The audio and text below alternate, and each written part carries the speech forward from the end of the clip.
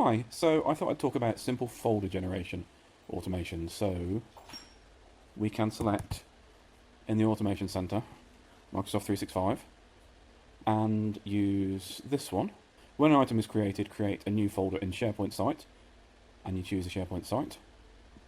Let's choose Monday production, and then select a document library, in this case document library 2. Select a folder, and we're going for the one called boards.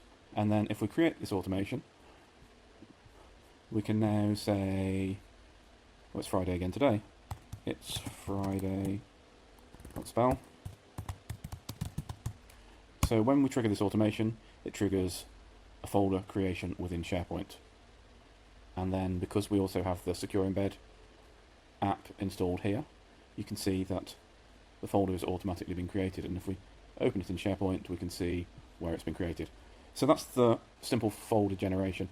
But if you have a lot of folders within your SharePoint site, this can lead to a large amount of folders being shown in that initial recipe sentence. So we can do something a bit more simple.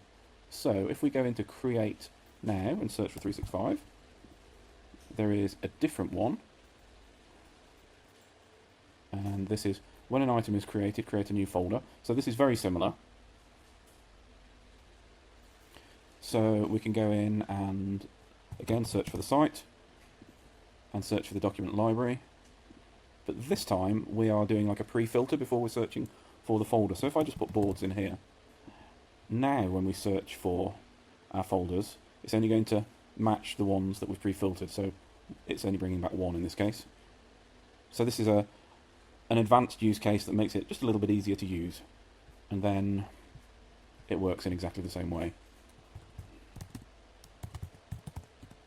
Oops.